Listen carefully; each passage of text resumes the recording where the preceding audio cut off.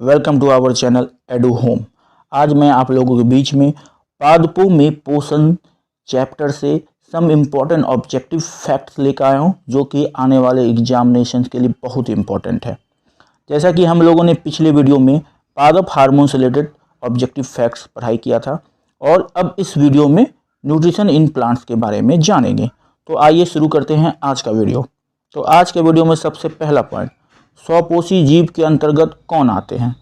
जैसा कि हम लोगों को पता है, स्वपोषी जीव वो होते हैं जो अपना खाना खुद बना सकते हैं। हरे पौधे, नीलहरित शैवाल, कुछ जीवाणु और अधिकांश एक कोशिकीय जीव, ये सभी स्वपोषी जीव के अंतर्गत आते हैं। नेक्स्ट पॉइंट, पौधों में पाए जाने वाले पोषक तत्व को कितने भागों में बांटा गया है? 2 भागों में, वृहद पोषक तत्व एवं सूक्ष्म पोषक तत्व। यहाँ पे मैं एक इम्पॉर्टेंट पॉइंट आपको अंडरलाइन कर दूं, इंग्लिश में वृहद को माइक्रो कहा जाता है और सूक्ष्म को माइक्रो कहा जाता है। बेसिक ए और ई का डिफरेंस है। कभी कभी एग्जामिनेशन में ये डायरेक्ट इंग्लिश वर्ड ही यूज कर लिया जाता है, तो इन डिफरेंस को भी आपको ध्यान में रखना चाहिए।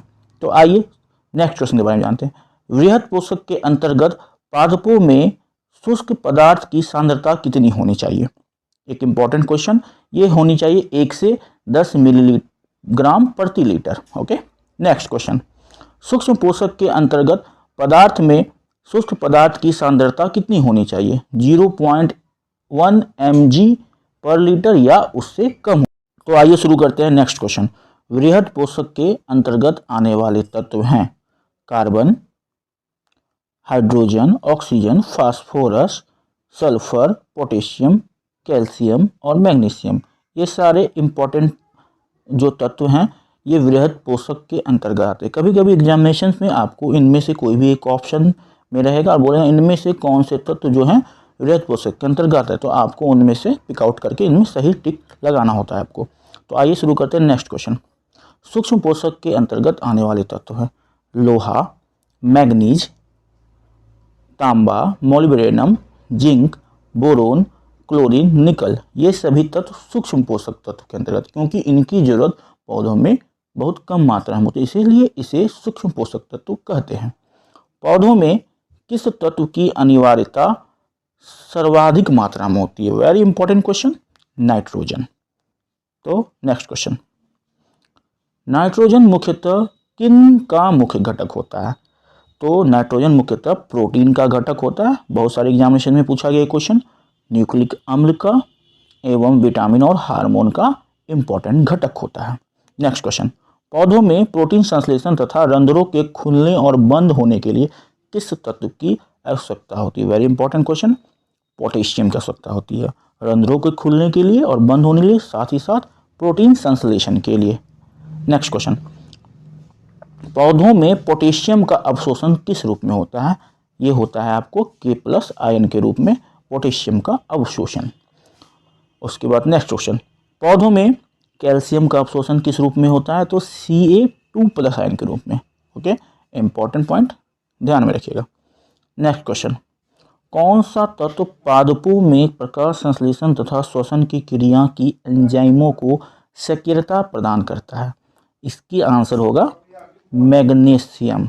मैग्नीशियम एक ऐसा तत्व है जो कि पादपों में प्रकाश संश्लेषण एवं श्वसन की क्रिया के लिए एंजाइमों को सक्रियता देता है। जैसा कि आप लोगों को पता होगा कि प्रकाश संश्लेषण के लिए जो पत्तियों में क्लोरोफिल पाई जाती है, उस क्लोरोफिल का भी इम्पोर्टेंट घटक मैग्नीशियम है, इसीलिए ये क्वेश्चन और भी ज़्यादा इम्पोर्टेंट होता है।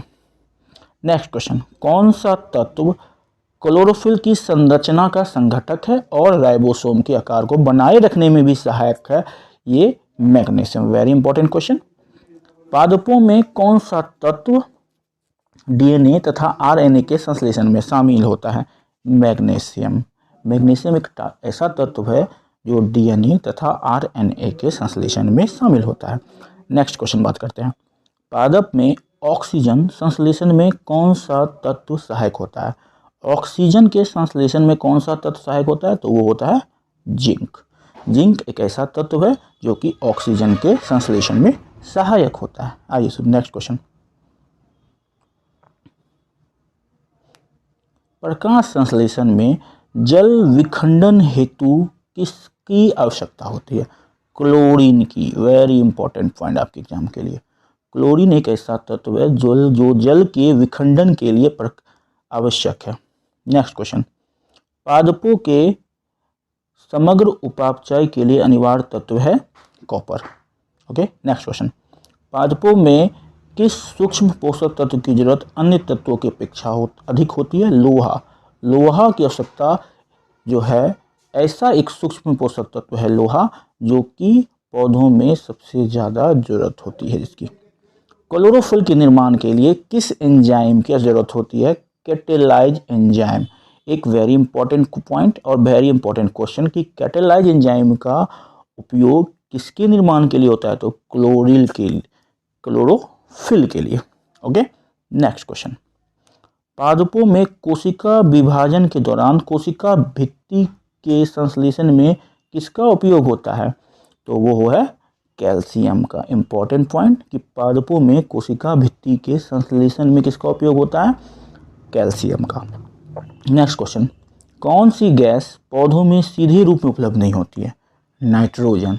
नाइट्रोजन पौधों में सीधे गैस के रूप में नहीं बल्कि नाइट्राइट के रूप में होता है उपयोग। ये बहुत इंपॉर्टेंट पॉइंट है, आप इसको जरूर ध्यान में रखिएगा। जंतु एवं पौधों के मृत शरीर के अपघटन से अमोनिया और उसके यौगिकों को प्राप्त होती है। इस क्रिया को क्या कहते हैं? अमोनीकरण कहते हैं। इंपॉर्टेंट पॉइंट और वह उस सारे एग्जामिनेशन में पूछा गया है। तो अमोनीकरण एक ऐसी क्रिया जिसमें जंतु एवं पौधों के मृत शरीर का अपघटन अमोनिया एवं उसके यौगिकों में हो जाता है। ठीक है, नेक्स्ट क्वेश्चन, वह क्रिया जिसके द्वारा अमोनिया से नाइट्रेट और नाइट्राइट प्राप्त होता है उसे कहते हैं nitrification. Okay, very important question. Nitrification में सहयोगी जीवाणुओं का नाम बताएं। ये क्वेश्चन काफ़ी एग्जामिनेशन में पूछा गया है, तो आप इसको जरूर ध्यान में रखें।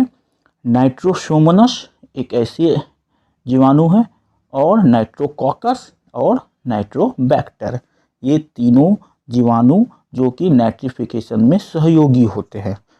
ओके, नेक्स्ट क्वेश्चन, पादपों में पोषण जिससे मिट्टी में उपस्थित नाइट्रेट अपचयित होकर वापस से नाइट्रोजन में बदल जाते हैं। जो मिट्टी में स्टोर होते हैं नाइट्रेट, वो फिर से टूटकर नाइट्रोजन गैस में बदल जाना, इसको कहते हैं वी नाइट्रिफिकेशन। ओके, वी नाइट्रिफिकेशन। नेक्स्ट क्वेश्चन, वी नाइट्रिफिकेशन प्रक्रिया में सहायक जीवाणु का नाम बताएं। वो है स्यूडोमोनास और थायोबैसिलस। Very important question. वी नाइट्रिफिकेशन में दो होते हैं जीवाणु, Pseudomonas and Thiobacillus. Next question, वायुमंडल से नाइट्रोजन गैस का उपयोग करने वाले जीव कौन से हैं? ये होते हैं साइनोबैक्टीरिया, जिसके अंतर्गत एनाबिना, नॉस्टक एंड टोलिफॉथ्रिक्स पाए जाते हैं, जो कि वायुमंडल से नाइट्रो गैस का उपयोग कर उनको नाइट्रिफिकेशन करते हैं। दूसरी नील हरित शैवाल, इनका भी काम है नाइट्रोजन गैस का उपयोग करना वायुमंडल से। And the third is bacteria, जिसके अंतर्गत एजिटोबैक्टर और बोजेरिकीचा, ये सारे जो जीव हैं नाइट्रोजन गैस का उपयोग डायरेक्ट अपन यूज करते हैं। ओके, ये वेरी इंपॉर्टेंट, इनसे एक क्वेश्चन अक्सर एग्जाम में पूछा गया, तो इसलिए इसको ध्यान जरूर रखें इस क्वेश्चन का। नेक्स्ट क्वेश्चन, नाइट्रोजन स्थिरीकरण जीवाणु राइजोबियम किन पौधों की जड़ों में पाया जाता है? अक्सर कई एग्जाम में पूछा गया, जैसा कि हमें पता है कि लेग्यूमिनस जो प्लांट होते हैं उनके जड़ों में पाया जाता है कौन सा? राइजोबियम जीवाणु। और इसके अलावा अल्फाल्फा, स्वीट क्लोवर, मीठा मटर, उद्यान मटर, बाकला, क्लोवर मटर, मसूर एवं सेम आदि के जड़ों में भी पाया जाता है राइजोबियम नामक जीवाणु। तो आइए नेक्स्ट क्वेश्चन, और लेग्यूमिनस पौधे कौन से होते हैं? एलनस। एलनस एक ऐसा पौधा है जो कि ऑल लेग्यूमिनस है, लेकिन फिर भी इसके जड़ में राइजोबियम नामक जीवाणु पाए जाते हैं जो कि नाइट्रोजन का स्थिरीकरण करते हैं। तो एक इम्पॉर्टेंट पॉइंट बन जाता है कि ऑल लेग्यूमिनस पौधे हैं फिर भी ये नाइट्रोजन का स्थिरीकरण करते हैं, उसका नाम है Alnus. Very important point. Next, all leguminous पौधों की जड़ों में नाइट्रोजन का स्थिरीकरण कौन सा जीवाणु करता है? Frankia. Very important point. Frankia एक ऐसा जीव है जो कि आपको और लेग्यूमिनस पौधों के जड़ों में पाया जाता है और वहाँ पे नाइट्रोजन का स्थिरीकरण करता है। तो इस तरह से आज का ये वीडियो यहीं पर समाप्त होता है। उम्मीद है कि इस वीडियो में जो क्वेश्चंस का कलेक्शन है वो आपके लिए बहुत ही हेल्पफुल होगा आने वाले एनटीपीसी एग्ज़ाम, रेलवेज के एग्ज़ाम में, बिहार एसआई के एग्ज़ाम में, बीपीएससी के एग्ज़ाम में। ओके, तो उम्मीद है आपको ये वीडियो बहुत ही अच्छी लगी होगी। अगर आपको ये वीडियो अच्छी लगी तो हमारे चैनल को ज़रूर लाइक एंड सब्सक्राइब करें और आगे अपने दोस्तों के साथ शेयर करें।